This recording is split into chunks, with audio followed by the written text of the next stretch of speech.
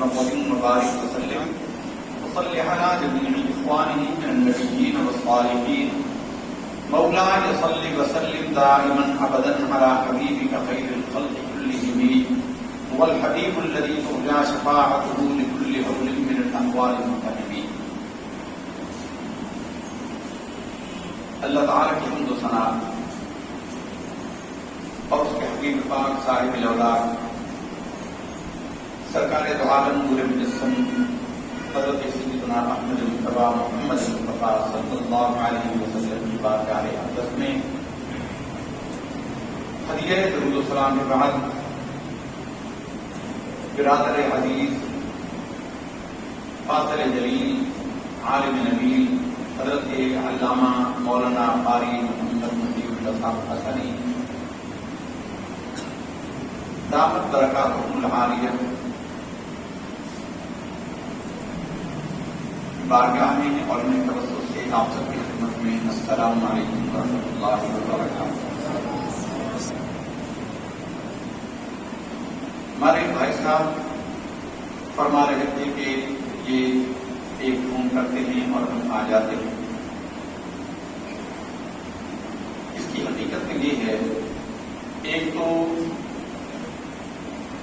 یہ ہمارے محسن ہیں، بہت سارے لوگوں کو پتہ نہیں ہوگا، یہ ہمارے محسن ہیں حقیقت ہے.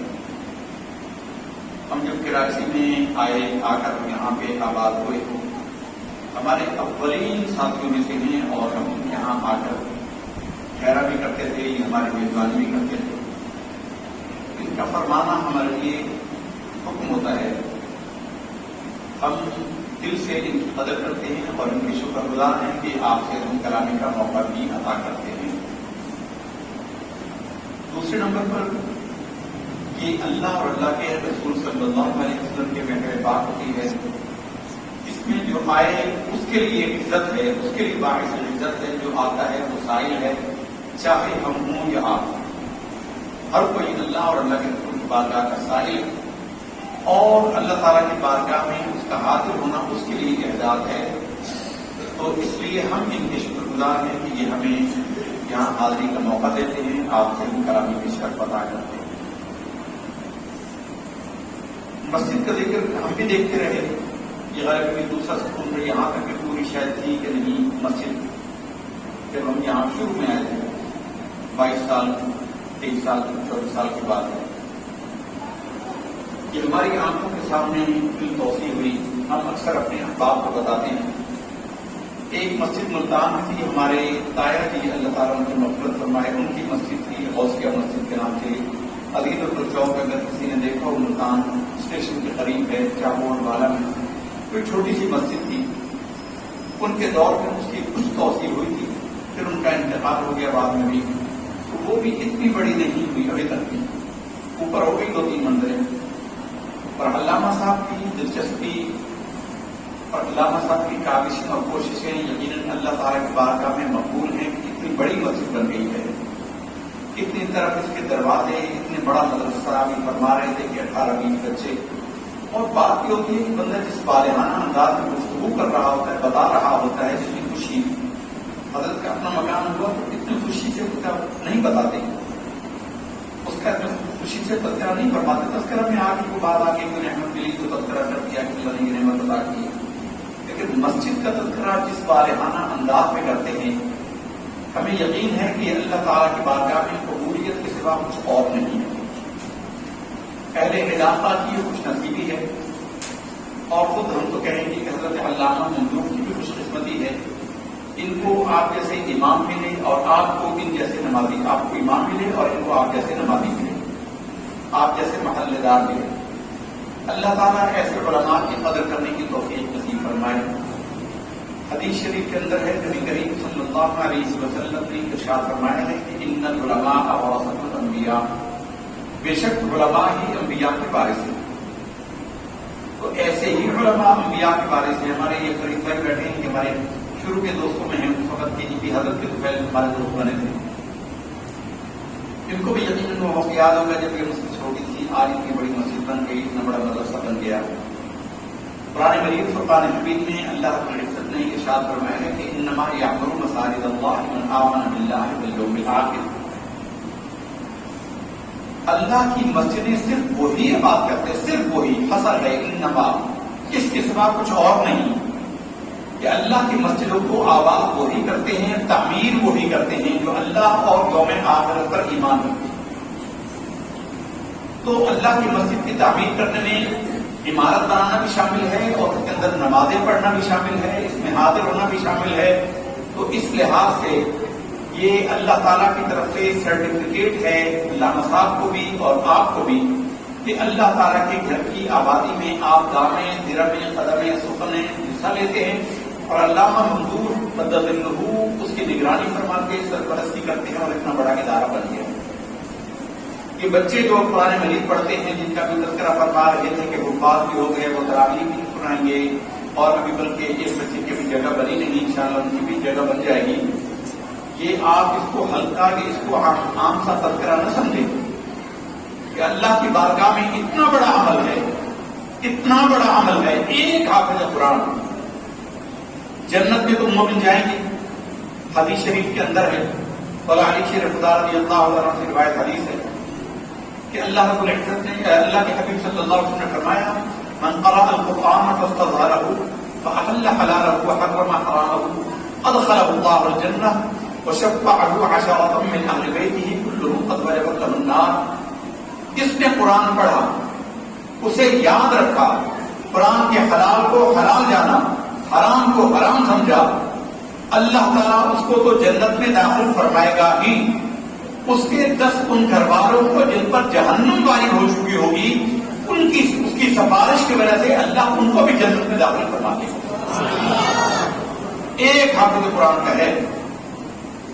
سچی بات ہے ان کے دامن سے وابستگی ابھی قدر نہیں ہوتی، ابھی تو ہمیں سچی بات کا قدر نہیں ہوتی.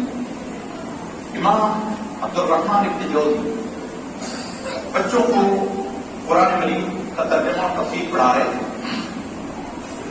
اس میں ایک آیت ہے فما لنا من شافعین ولا صدیق حمیم فلو ان لنا کرمۃ فنکون من المؤمنین. قرآن مجید کی 3 آیتیں ہیں. فما لنا من شافعین، اس وقت کچھ لوگ کہیں گے کہ آج ہمارا سفارش کرنے والا کوئی نہیں. فما لنا من شافعین ولا صدیق حمیم، کوئی ہمارا گہرا دوست ہی نہیں ہے. فلو ان لنا کرمۃ فنکون من المؤمنین، کاش ہمیں دنیا میں دوبارہ جانا نصیب ہو جائے، اب ہم ضرور ایمان والے بن جائیں گے. امام صاحب جب اس کا ترجمہ پڑھایا نا امام صاحب نے، امام علامہ عبد الرحمن ابن جوزی نے، تو شاگردوں نے کہا کہ استاد صاحب اس کا مطلب کیا ہے، کون کہیں گے، کیوں کہیں گے، کہاں کہیں گے؟ تو استاد صاحب نے قرآن مجید کو سمیٹا، علامہ عبد الرحمن ابن جوزی نے لپیٹا اور کہا کہ بچوں یہ جہنمی پکاریں گے، یہ جو جہنم میں ہوں گے، دوزخ میں ہوں گے، یہ وہ پکاریں گے. کہا وہ کیسے پکاریں گے؟ تو امام صاحب رو پڑے. انہوں نے کہا بچوں جہنم میں جب جہنمی ہوں گے تو قرآن مجید کے الفاظ ہیں لہم فیہا زفیر وہم فیہا شہیق، اس میں زفیر و شہید کی آوازیں نکلتی ہوں گی. زفیر کہتے ہیں گدھے کی اس آواز کو جو اندر کو سانس کھینچتا ہے، اس آواز کو زفیر کہتے ہیں. اور جب وہ گدھا آواز ہینچ کر کے باہر نکالتا ہے اس کو شہید کہتے ہیں عربی میں. تو اللہ تعالیٰ فرماتا ہے کہ جہنمیوں کو جب عذاب ہوگا وہ گدھے کی طرح چنگاڑ رہے ہوں گے، دھاڑ دھاڑ کر رہے ہوں گے، مار گیا ہے، کاش ہمیں موت ہی ہو جائے. کہیں گے آج ہمیں اللہ تعالیٰ موت ہی دے دے، اور موت کا فرشتہ کہے گا کہ نہ تم یہاں مرو گے نہ جیو گے، ثم لا يموت فيها ولا يحيا، نہ زندگی ہے نہ موت ہے. ایسے ہی بار بار یہ ہوتا رہے گا، ریسائیکل ہوتے رہیں گے. جہنم کا عذاب اللہ اس سے پناہ نصیب فرمائے. اس وقت کسی کے چھٹکارے کی گنجائش نہیں ہوگی. فرمایا کہ اتنا یہ جو دنیا کی آگ ہے، دنیا میں جو زیادہ سے زیادہ درجہ حرارت ہے تو 1000 ڈگری سینٹی گریڈ ہوتا ہے. 1000 ڈگری سینٹی گریڈ پہ لوہا پگھل جاتا ہے، 100 ڈگری سینٹی گریڈ پر پانی ابلتا ہے، اور 1000 ڈگری پر سونا پگھل جاتا ہے، لوہا پگھل جاتا ہے. اور جو لوہا پگھلتا ہے اس کی گرمی کا عالم یہ ہوتا ہے کہ اگر 6 فٹ کا بندہ کھڑا ہوا ہو، 6 فٹ اس کا قد ہو، اور اس کے سر کے اوپر ایک پگھلا ہوا قطرہ لوہے کا گر جائے، اس کے پورے جسم کو چیرتا ہوا زمین میں داخل ہو جائے گا۔ یہ زمین کی آگ کی حالت ہے، اور حدیث شریف کے اندر ہے کہ یہ جہنم کی آگ کا اس ٹھنڈا کر کے اس کا 70واں حصہ ہے یہ۔ تو آپ اندازہ لگائیں کہ جہنم کی آگ کی گرمی کیا ہوگی۔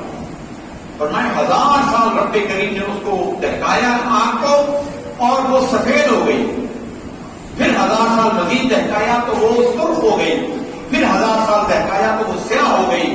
اب جہنم کی آگ سیاہ ہو، ایسا عذاب ہوگا، اس میں وہ چیخ رہے ہوں گے، چلا رہے ہوں گے، دھاڑ دھاڑ کر رہے ہوں گے، لہم فیہا زفیر و شہیق خالدین فیہا ما دامت السماوات والارض الا ما شاء ربک۔ اب اس میں تمہیں ہمیشہ رہنا ہے، چھٹکارا نہیں ہے، ہمیشہ کے لیے تمہارے جہنم میں۔ تو امام عبدالرحمن بن جوزی فرماتے ہیں کہ وہ جب دھاڑ رہے ہوں گے ایسے عالم میں، جنتی جنت میں محفلیں جمائیں گے۔ یہ دنیا میں ہم جن کے ساتھ دوستیاں رکھتے ہیں، آپ اور کے ساتھ سے دوستی رکھتے ہیں نا، انشاءاللہ اس کی قدر پڑے گی قیامت کے دن، اس کی قدر معلوم ہوگی قیامت کے دن۔ اتقوا اللہ وکونوا مع الصادقین، اچھوں کے ساتھ ہو جاؤ۔ نبی کریم صلی اللہ علیہ وسلم نے ارشاد فرمایا کہ المرء علی دین خلیلہ فلینظر احدکم من یخالل، انسان اپنے دوست کے دین پر طریقے پر ہوگا، بس ہر بندے کو چاہیے کہ دیکھ لے دوستی کن کے ساتھ رکھتا ہے۔ ان دوستیوں کی قدر کا اندازہ ظاہر ہم آپ جیسے مولوی صاحب بھی ہماری طرح نظر آتے ہیں، لیکن مولوی صاحب کی قدر ہوگی قیامت کے بعد لوگوں کو نظر آئے گا۔ یہ حافظوں کی قدر قیامت کے بعد ہوگی۔ آج تو حافظ کی قدر نہیں کرتے لوگ، تحقیر بھی کرتے ہیں، کئی ظالم تحقیر کرتے ہیں، ان کی حقارت کرتے ہیں، ان کو برا بھلا کہتے ہیں، ان کو ہلکا جانتے ہیں۔ وہ مولوی ہے جو کلاسیں پڑھا ہوا ہے، اصل علم ہے ہی قرآن مجید کا۔ بل هو آیات بینات فی صدور الذین اوتوا العلم، یہ روشن آیتیں ہیں جو اللہ تعالیٰ نے اہل علم کے سینوں میں رکھی ہیں۔ تو فرمایا کہ وہ چیز چنگار رہے ہوں گے، ادھر جنتی اپنے دوستوں کے ساتھ بیٹھ ہوں گے، اور جس حالت میں بندہ زندگی، حدیث ہے بار بار درمیان میں باتیں، کیونکہ یہ واقف کی محفل ہے، توجہ دلانے کی محفل ہے، وہی باتیں ہمارے لیے بھی باعث نصیحت ہے، وہ آپ کے لیے بھی ہے۔ ہمارے حدیث کے اندر ہے کہ بندہ جس حالت میں جیے گا اسی پر مرے گا۔ کبھی غور کیا آپ نے؟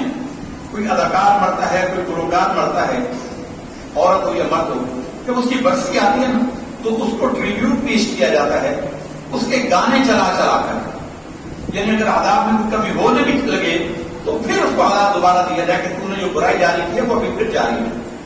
اور کوئی اچھا مسلمان فوت ہوتا ہے، اس کی برسی آتی ہے تو قرآن خوانی ہوتی ہے، تو کیا آپ کے خیال میں سب برابر ہوتے ہیں؟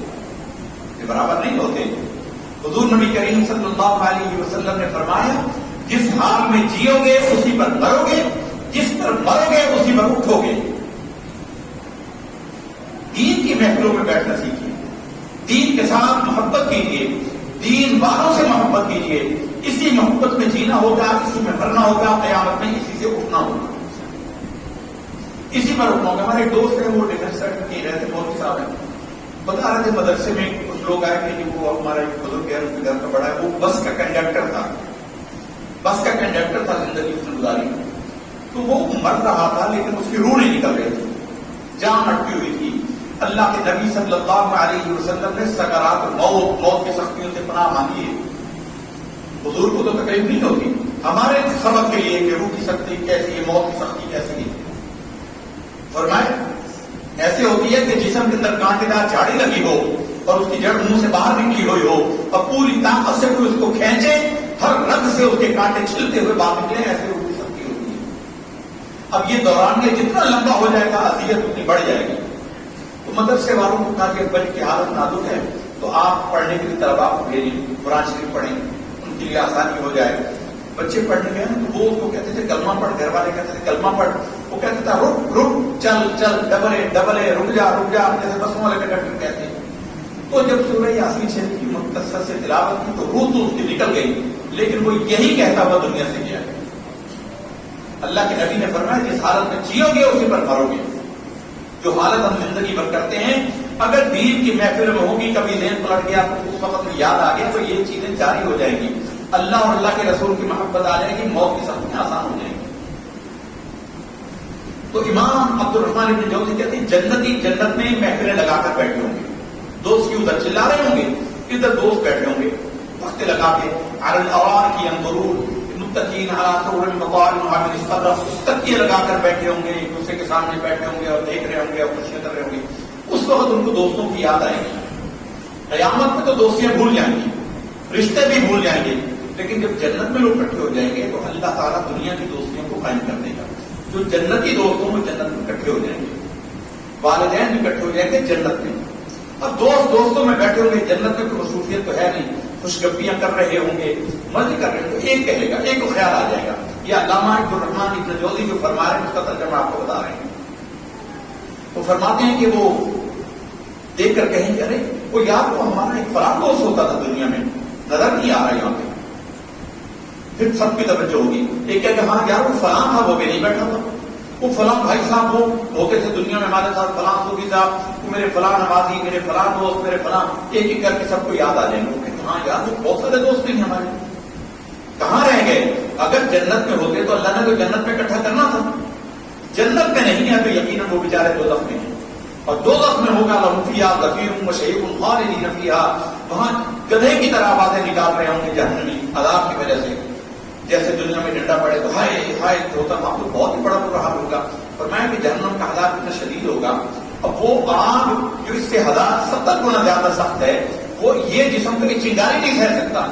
حدیث میں ہے کہ جہنمیوں کو اللہ اتنے بڑے جسم عطا کرے گا کہ ایک داڑھ جو ہے نا، دانت، ایک دانت وہ احد پہاڑ جتنا ہوگا، اور جہنمی کی جو کھال ہوگی نا، کھال یہ موٹی ہوگی، یہ اتنی موٹی ہوگی کہ 70 اونٹ اگر کھڑے کیے جائیں لمبائی میں، 70 اونٹ، اس کا جتنا فاصلہ بنے گا اتنی موٹی تو کھال ہو جائے گی۔ پھر یہ کھال بھی جل جائے گی، کلما نضجت جلودهم بدلناهم جلودا غیرها ليذوقوا العذاب، جب یہ کھال جل جائے گی تو جل کے ختم نہیں ہوگی، اللہ اس کو ریسائیکل کرے گا، نئی کھال پیدا ہو جائے گی، اور انہیں کہا جائے گا، کھالوں کے بدلے میں کھالیں پیدا ہوتی رہیں گی، اور انہیں کہا جائے گا کہ مزے چکھو، جہنم کے مزے چکھو اب عذاب کے۔ اتنا بڑا حال ہوگا تو اس میں کیا چیز ہوتی گا، جب اتنا بڑا جسم ہوگا تو چیز میں چنگاڑنے کا عالم کیا ہوگا۔ اب جنتی جنت میں کہہ رہے ہیں کہ بندہ نہیں، دوست ہمارے نہیں ہیں، وہ اللہ کے حضور سجدے میں گر جائیں گے اور کہیں گے کہ اے ہمارے رب ہماری فریاد کو سن۔ اللہ تعالیٰ فرمائے گا، جنت میں سے خطاب کرے گا اور کہے گا کہ کیا تم مجھ سے راضی نہیں ہو؟ وہ کہے گا کہ اللہ تیری نعمتوں کی تو کوئی انتہا نہیں، ہمارے تصور گمان سے تو نے زیادہ ادا کیا ہے۔ رب فرمائے گا پھر کیا کہتے ہو، کیا چاہتے ہو؟ اللہ وہ بندے جنتی عرض کریں گے کہ اللہ یہ کہ اللہ میرا وہ فلاں دوست تھا، میرے ساتھ نماز پڑھتا تھا، کانوا یصلون معی، وہ فلاں ہمارے ساتھ نماز پڑھتا تھا، کان یصومون معی، وہ ہمارے ساتھ روزے رکھا کرتے تھے، ہمارے ساتھ افطاریاں کرتے تھے، سحریاں کرتے تھے، نمازیں پڑھتے تھے، ہمارے ساتھ مسجد کی آبادی میں حصہ لیا کرتے تھے۔ تو وہ اللہ کے کام کیا کہتے ہو؟ پھر کہا کہ وہ ہمارے ساتھ نہیں ہیں، جنت میں نہیں ہیں، اس کا مطلب ہے وہ اپنی شامت عمل سے عذاب کی شکار ہو گئے۔ اے اللہ ان کو معاف کر دے اور ان کو چھڑا دے۔ تو اللہ جبریل امین سے کہے گا کہ جس کو کہہ رہے ہیں نا جو ان کے دوست ہیں ان کو جہنم سے نکال دو۔ اب جبریل امین جائیں گے اور ان جہنمیوں کو جہنم سے نکالیں گے جو ان کے ساتھی ہوں گے، اور ان کو نہر حیوان میں غوطہ دیا جائے گا، جسم میں جو جلنے کے اثرات ہوں گے، جو رنگت کالی ہو چکی ہوگی وہ سارا صاف ہو جائے گا، وہ جنت میں دوستوں کے ساتھ آ جائیں گے۔ اب جب جہنم میں تھے وہاں تو چیخو چنگاڑ تھی، وہاں تو آہو بکا تھی، چیخ پکار تھی۔ اب جب وہ حصہ خالی ہو جائے گا جہاں وہ جہنمی تھے، اب وہ جنت میں چلے گئے، اب جگہ وہ خالی ہو گئی، ان کے جو ہمسائے جہنمی ہوں گے وہ کہیں گے کہ یار یہ کہاں ہے، ادھر سے آواز نہیں آ رہی ہمارے پڑوس سے۔ جیسے پڑوس میں اگر میاں بیوی لڑنے جھگڑنے والے ہو تو اگر کبھی گئے ہوئے تو لوگ ہمسائے کہتے ہیں یار آج ادھر سے آواز نہیں آ رہی، بچوں کے لڑنے کی آواز نہیں آ رہی، میاں بیوی کی آواز نہیں آ رہی، تو ہمسائے میں آواز تو آتی ہے۔ تو وہ کہیں گے جہنمی جو کافر ہوں گے، جن کا کوئی سفارش کرنے والا نہیں ہوگا، وہ گنہگار جن کا کوئی سفارشی نہیں ہوگا، وہ کہیں گے کہ ایک دوسرے کو کہ یار کہ ہمارے ہمسائے میں بڑی چیخ پکار ہوتی تھی، آج نہیں آواز آ رہی، خاموشی ہے، وہ کہاں ہیں؟ تو ان کو مالک کہے گا، مالک جنت کی جہنم کے فرشتوں کا انچارج رکھتا ہے، جنت کے فرشتوں کا جو انچارج ہے اس کا نام رضوان ہے، اور جہنم کا انچارج فرشتہ مالک ہے۔ وہ کہیں گے کہ اے مالک یہ ادھر سے آواز نہیں آ رہی، تو مالک کہے گا کہ ان کے نیک دوست ان کو چھڑوا کر جنت میں لے گئے، ان کے جو نیک بندے تھے دوست ان کے دنیا میں، انہوں نے سفارش کی ہے، اللہ نے ان کی سفارش کو مانا ہے، اور وہ ان کو جنت میں لے گئے ہیں. یہ کہہ کر امام عبد الرحمن ابن جوزی رو پڑے اور کہنے لگے بچوں کل جب تم جنت میں جاؤ گے تو تم وہاں طالب علم تھے تو طالب علم کی حدیث میں ہے کہ طالب علم جب طالب علم دین کے لیے نکلتا ہے فرشتے اس کے نیچے پر بچھاتے ہیں. زمین پر چلنے والے تمام جاندار, سمندر میں تیرنے والی مچھلیاں, ہواؤں میں اڑنے والے پرندے اور آسمان کے فرشتے اس کے لیے مغفرت کی دعا کرتے ہیں.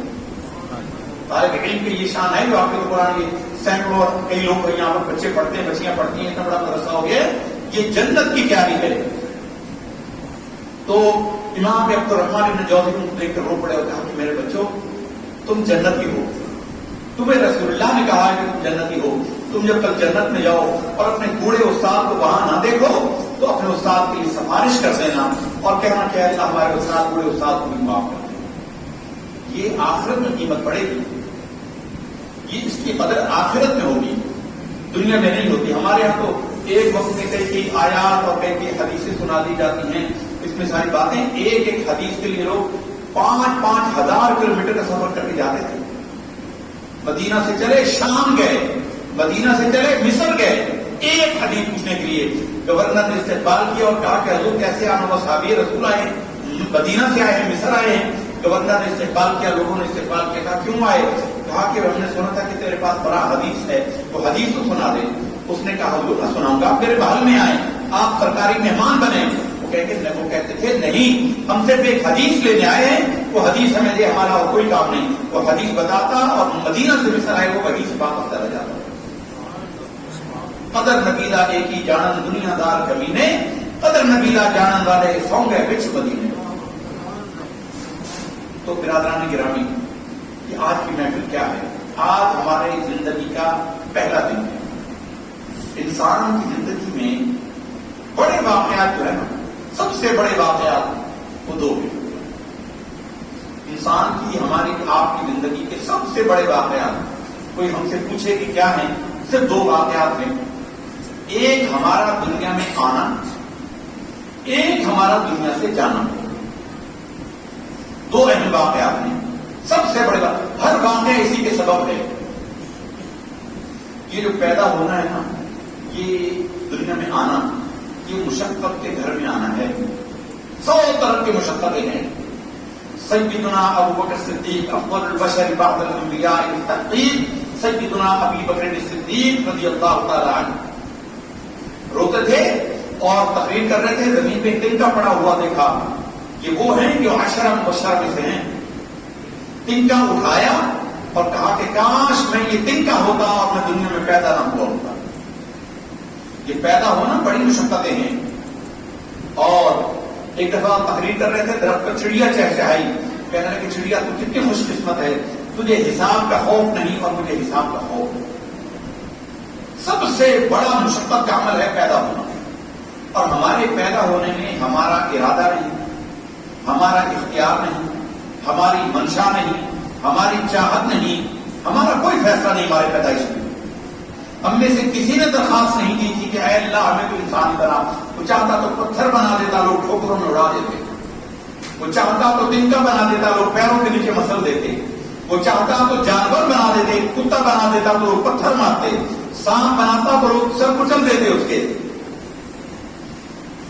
سانپ بناتا سر کچل دیتے لوگ, کیڑا بناتا لوگ پیروں کے نیچے مسل دیتے.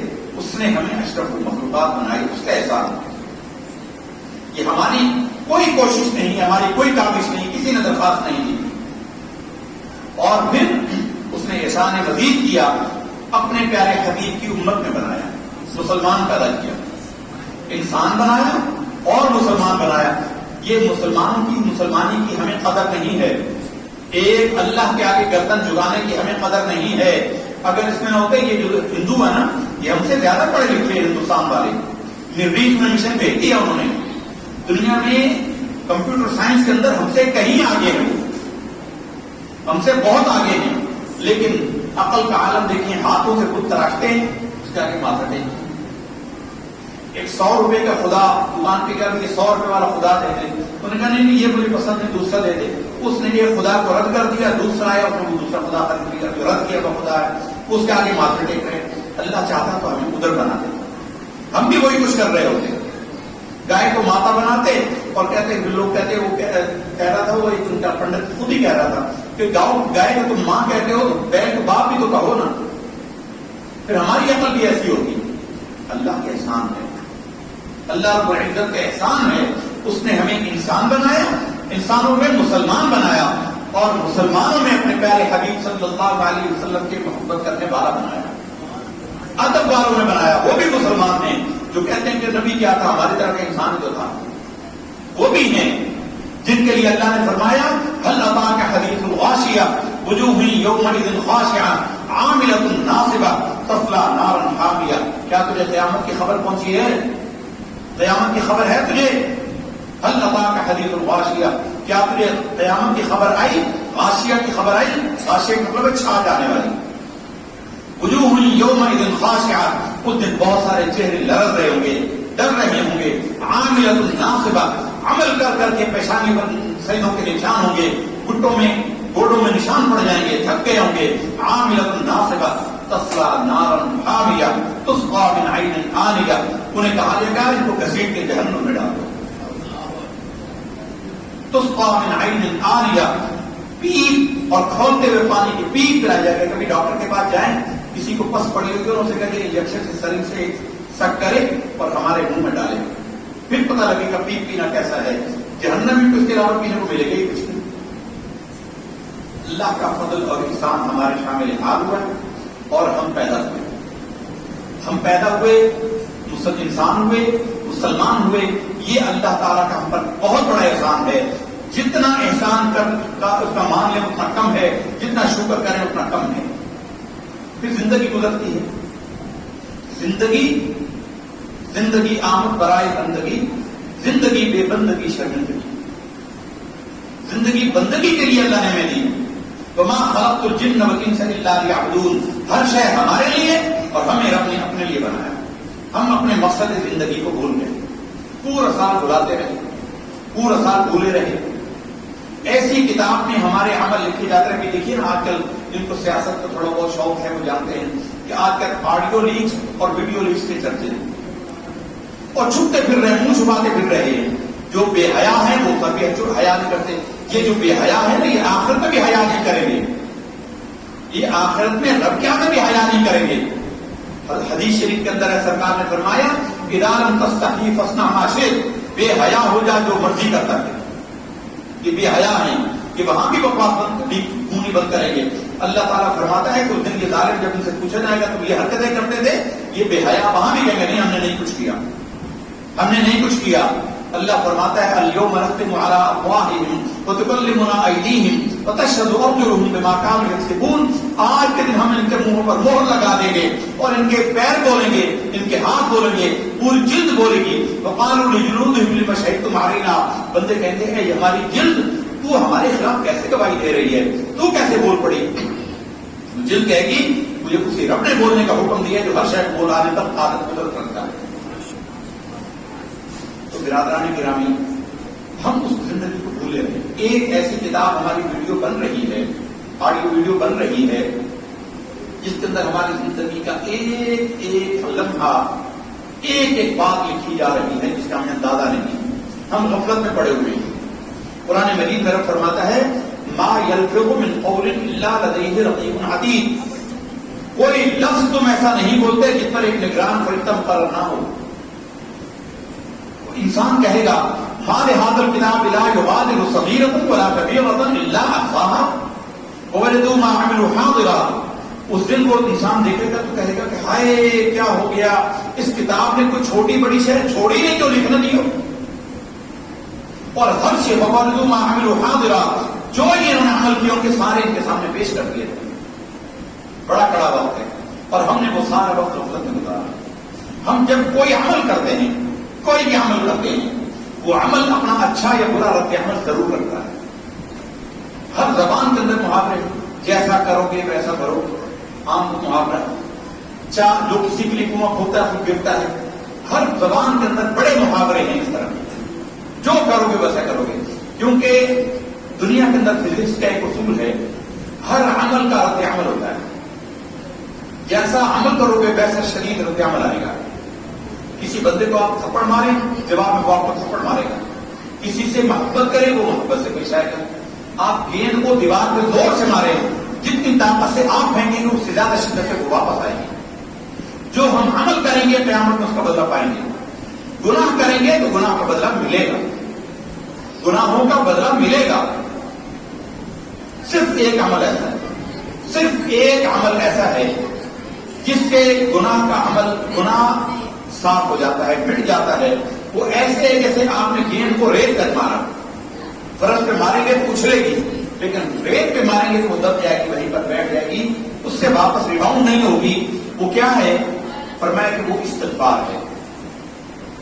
استغفار وہ عمل ہے جو سارے گناہوں کو مٹا ڈالتا ہے. اللہ سے معافی مانگ لیں, توبہ کر لیں, یہ توبہ کی رات ہے, یہ توبہ کی رات ہے.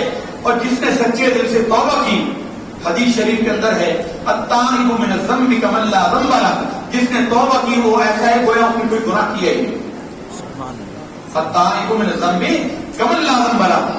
اور بندے کے اعمال میں اللہ تعالیٰ کو جو سب سے پسندیدہ عمل ہے وہ توبہ کرنا ہے. ہم نماز پڑھتے ہیں جو توفیق ہو, روزہ رکھتے ہیں, کوئی اور نیکیاں کرتے ہیں, اچھے عمل ہیں, لیکن ان سے زیادہ خوشی بندے کی اللہ تعالیٰ کو توبہ سے ہوتی ہے.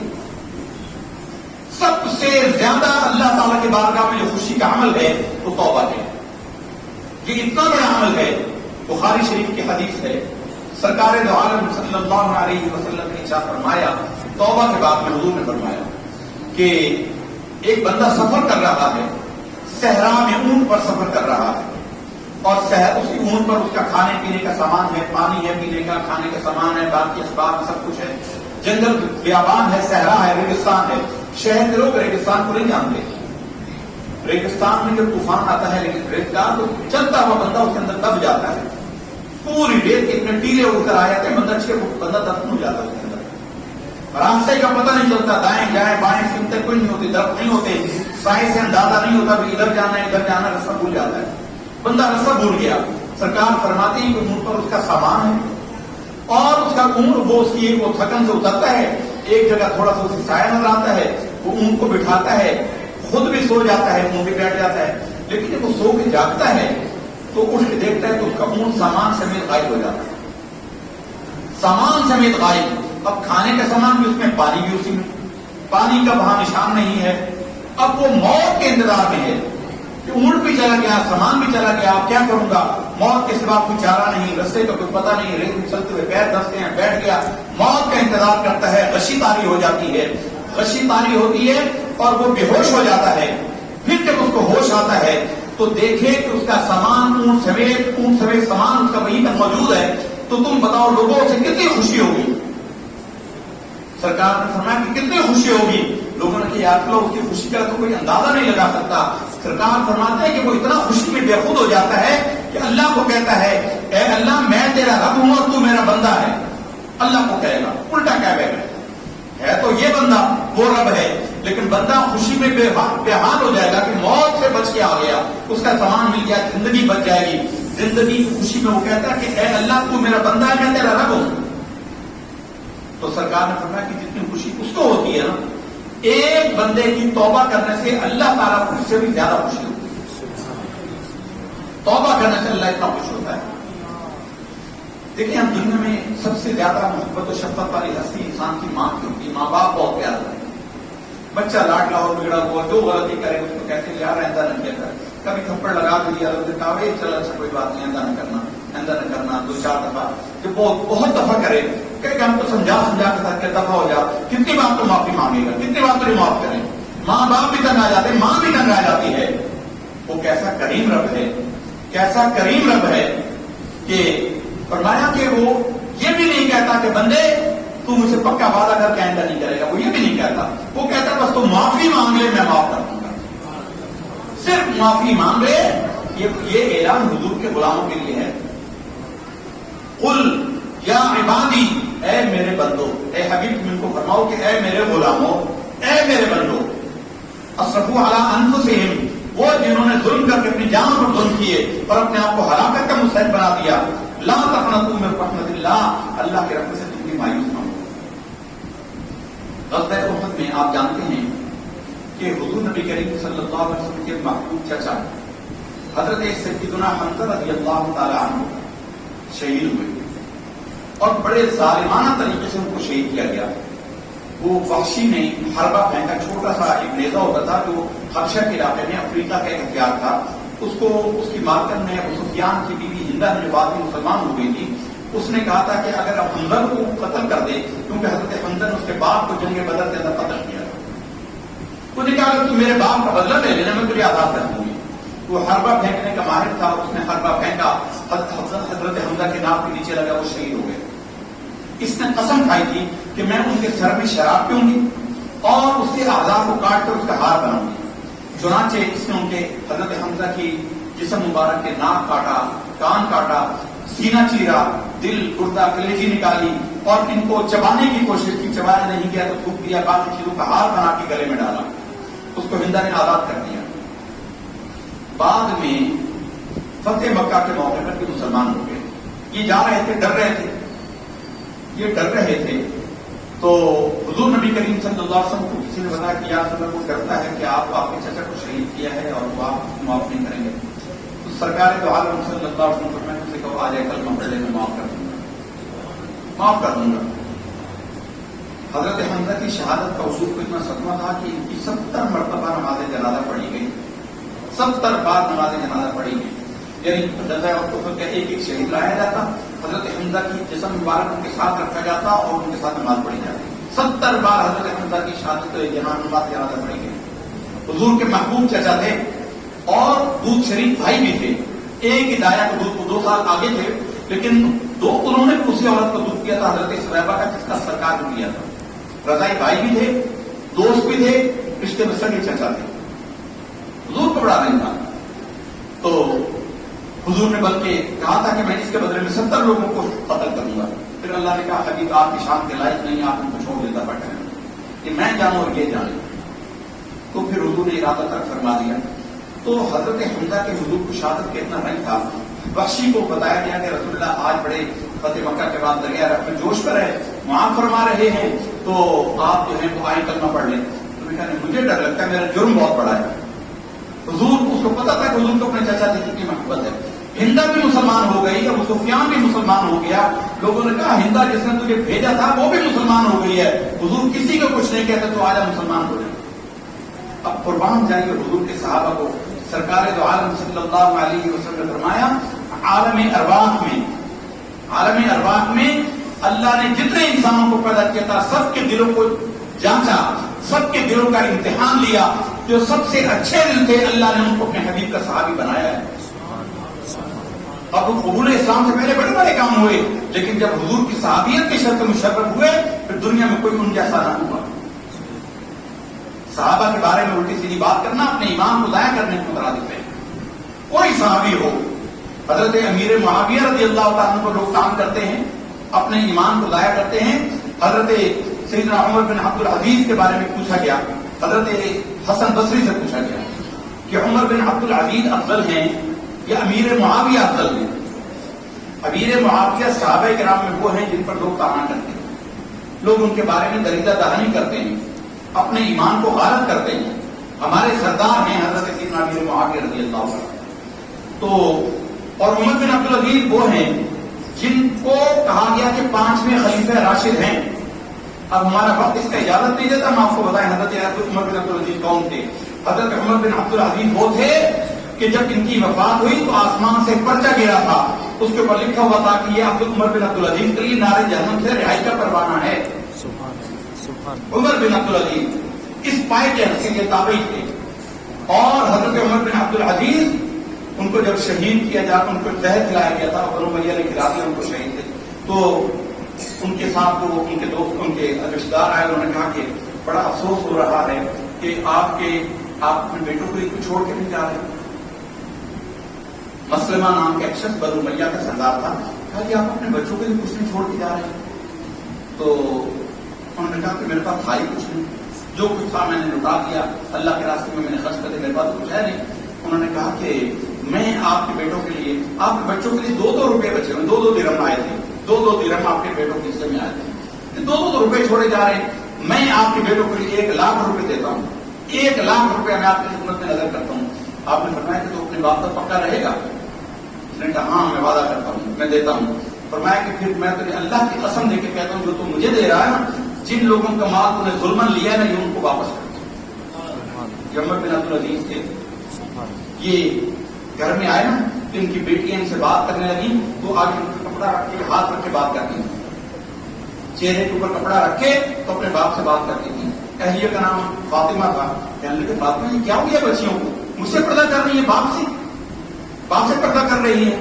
کہا کہ نہیں حضور پردہ نہیں کر رہی، انہوں نے کچے پیاز سے روٹی کھائی ہے، حکمران 3 بر اعظموں کا حکمران ہے، 3 بر اعظموں کا حکمران ہے یہ۔ کہا سردار یہ انہوں نے کچے پیاز کے ساتھ روٹی کھائی ہے، اس لیے کپڑا رکھ رہی ہیں کہ آپ کو اس کی بو سے اذیت نہ ہو۔ یہ عمر بن عبدالعزیز ہیں رضی اللہ تعالیٰ عنہ، اس پائے کے صحابی ہیں، تابعی ہیں، اور اس پائے کے خلیفہ ہیں کہ ان کو 5واں خلیفہ راشد مانا گیا۔ ان کے لیے اسی طرح کے عید کا موقع آ گیا، بیوی نے کہا کہ حضور گھر میں بچوں کے لیے لوگوں کے بچے نئے کپڑے پہنیں گے، ہم خلیفہ ہیں، آپ بادشاہ ہیں، اور آپ کے بچے کو نئے کپڑے پہن نہیں سکتے، پیسے نہیں ہیں، تو یا تو بندوبست کریں۔ تو نے کہا میرے پاس تو ہے ہی کچھ نہیں۔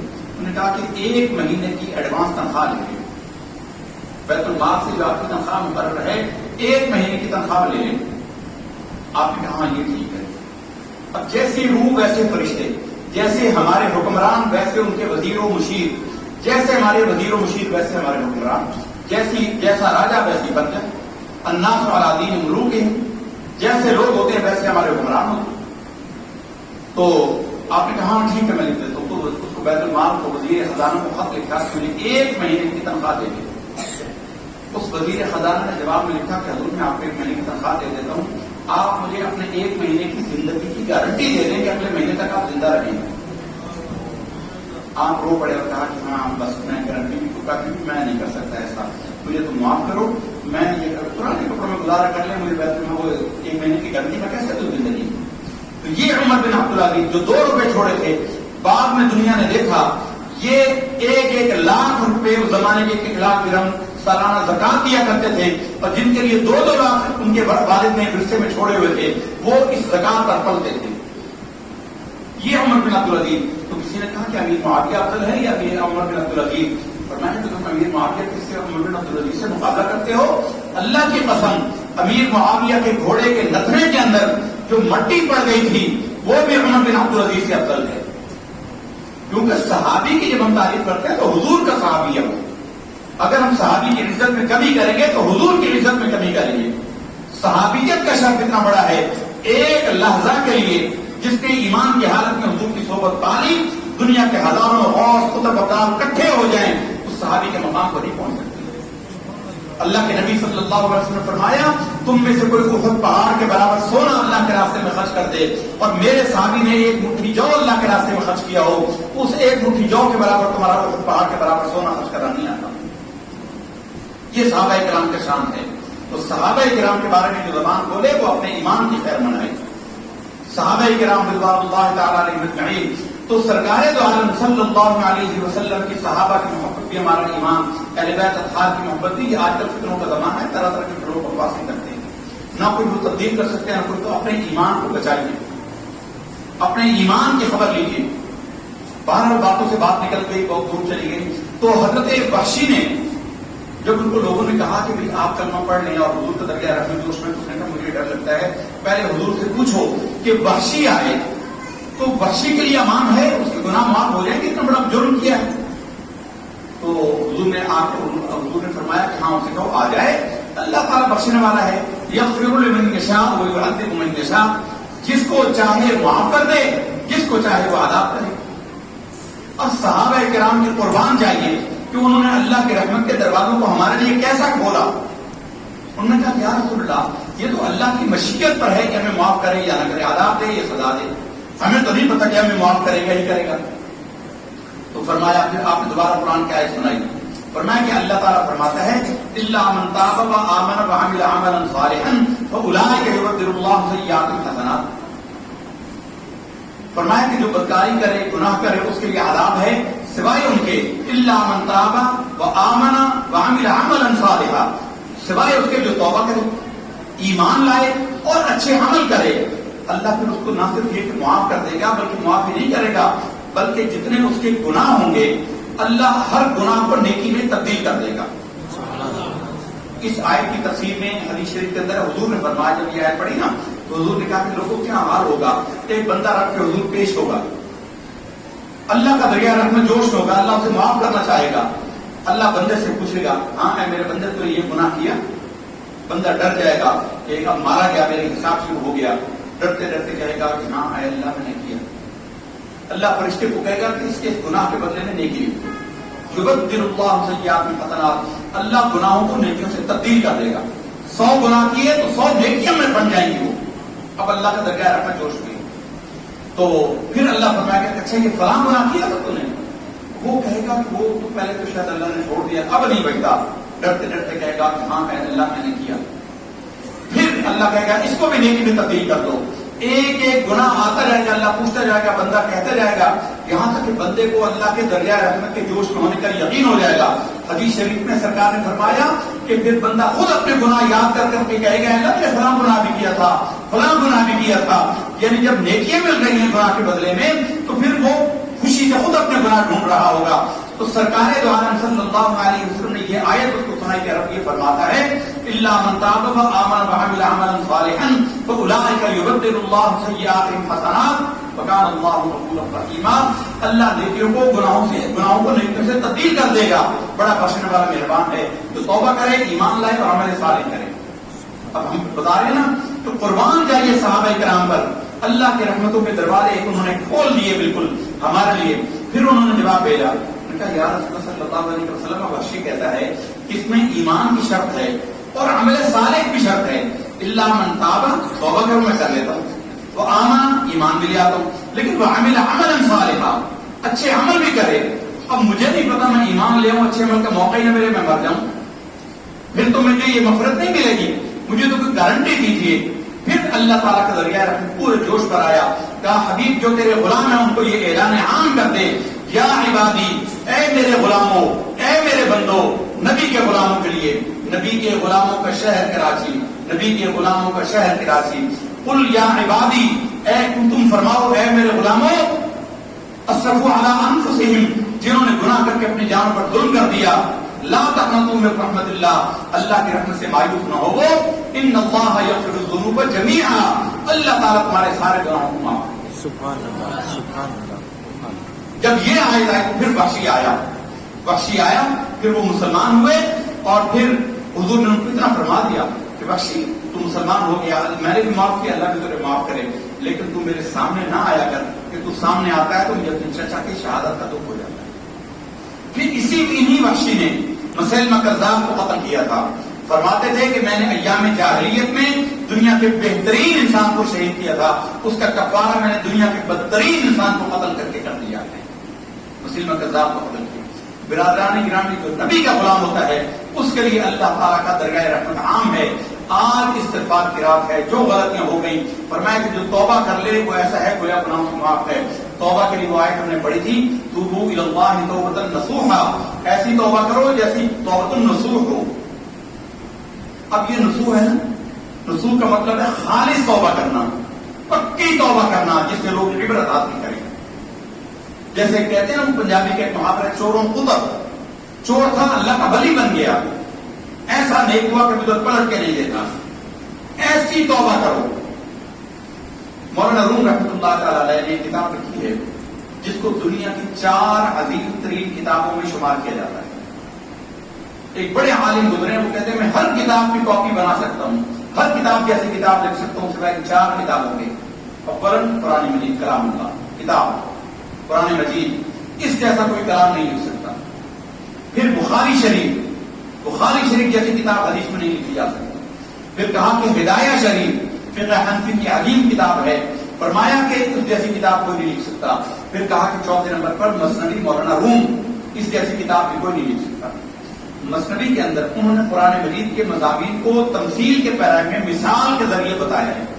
آپ دیکھتے ہیں نا مولوی صاحب کو بیان کرتے ہیں کہ کوئی بڑا بندہ بیان کرتا ہے تو مثال دیتا ہے کہ یار دیکھو یہ کام ایسے جیسا کہ فلاں کا کسی نے کام کیا یا کسی چیز سے مثال دے کے بیان کرتا ہے، لوگوں کے ذہنوں میں بات بیٹھ جاتی ہے۔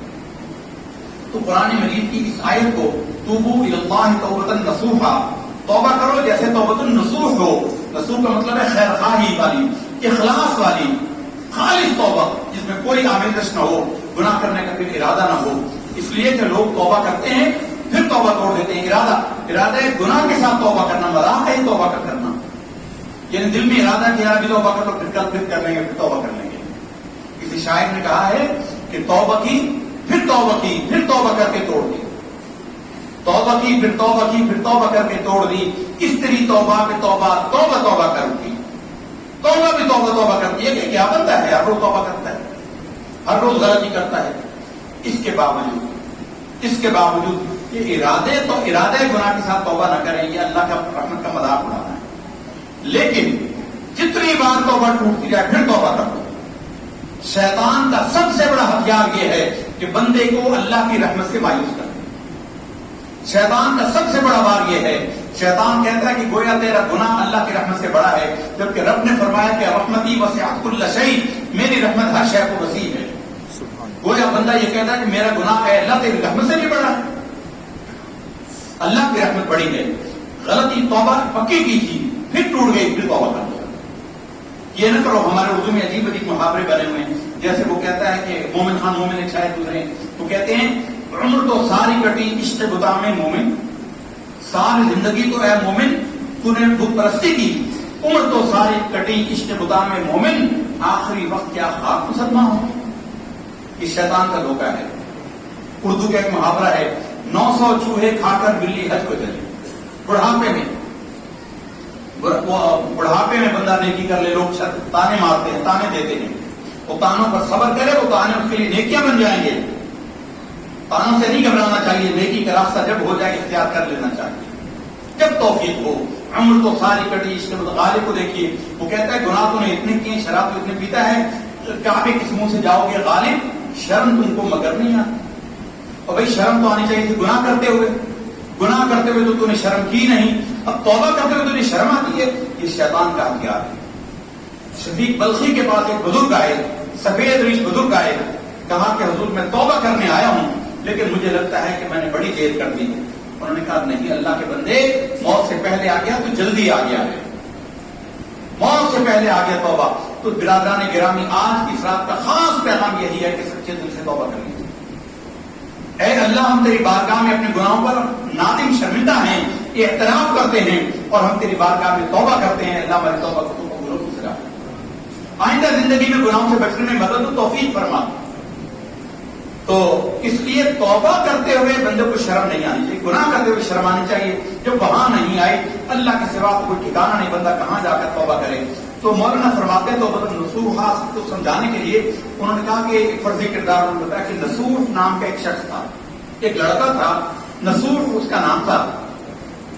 اس کو عورتوں میں رہنے کا بڑا شوق تھا، عورتوں کے ساتھ میل جول کا بڑا شوق تھا، نوجوان تھا، داڑھی منھ کبھی نہیں نکلی تھی۔ تو اس کو اس کے خیال آیا، اس نے ایک دن میں شیطانی منصوبہ بنا اور اس نے زنانہ لباس پہنا، عورتوں کا گیٹ اپ کیا، بادشاہ کے دربار میں پہنچ گیا، کہا کہ میں آپ کے دربار میں بطور کنیز کے خادمہ کے کام کرنا چاہتا ہوں۔ اب بادشاہوں کے حرم میں کئی کی 100 عورتیں ہوتی تھیں، یہ ان کے اندر غلام بن کر، کنیز بن کر ان کے اندر رہنے لگا۔ اب اندر سے تو مرد تھا لیکن ظاہراً حلیہ، تو عورتیں عورت سمجھ کر بے محابہ اس کے سامنے نہانا دھونا، کپڑے چینج کرنا، سارے معاملات عورتوں کے چلتے رہتے اور یہ اپنی خباثت کو جاتا رہتا۔ ایسا ہوا، بڑا دن گزر گئے۔ تو ایک دن ایسا قدرت کا کرنا ہوا کہ ایک ملکہ کا، بادشاہ کی چہیتی ملکہ تھی، اس کا ایک قیمتی ہار تھا جو اس کو بڑا پسند تھا، بادشاہ نے خاص طور سے دیا تھا، وہ گم ہو گیا، چوری ہو گیا۔ بادشاہ نے کہا کہ سب اعلان کرا دو، جس کے پاس ہے وہ دے دے، چھوڑ دیں گے ورنہ مارے جاؤ گے، جس سے نکلا وہ بچے گا نہیں۔ کسی نے نہ مانا تو بادشاہ نے کہا جی سب کی تلاشی لو، سب عورتوں کو، وہاں مرد تو جا نہیں سکتے تھے، دروازے بند کر دیے گئے، کہ تمام خواتین کی جو ملازمائیں ہیں ان کی تلاشی لو۔ اب نصوح صاحب کی ہوا نکل گئی، نصوح صاحب پریشان ہو گئے، نصوح میاں کہ آج تلاشی ہوگی، رات کھلے گا تو بادشاہ کہے گا یہ مرد ہو کر ہماری عورتوں میں گھسا نا، آج تو نہیں بچتا میں. بس اس نے تلاشی شروع ہوئی، یہ مسلح میں گر گیا. ملکہ کا بڑا قریب چہیتا ہو گیا تھا، ملکہ اس سے بہت پیار کرتی تھی، بڑا قریب رکھتی تھی. اب یہ گر گیا سجدے میں، گڑ گڑا کر کہنے لگا کہ اللہ آج پردہ رکھ لے، آئندہ کبھی یہ کام نہیں کروں گا، آج بچا لے، آئندہ نہیں کروں گا. تو اللہ تعالیٰ نے، اور صدقے دل سے کیا، سچے دل سے توبہ کر لو، اللہ تعالیٰ معاف کر دیتا ہے. اس نے سچے دل سے کی، تلاشی ہو رہی تھی، کپڑے اتار کے تلاشی لی جا رہی تھی. تو اس سے آگے ایک لڑکی تھی، جب اس کی تلاشی لی گئی تو وہ ہار اس سے برآمد ہو گیا. بادشاہ نے کہا کہ باقیوں کی تلاشی کی ضرورت نہیں، ہمارا ہار مل گیا. جب ہار ملا، اس نے چونکہ دل میں توبہ کر لی تھی، اس نے کہا بادشاہ صاحب میں اولاد نہیں کرتی، بس میں اولاد نہیں کروں گی.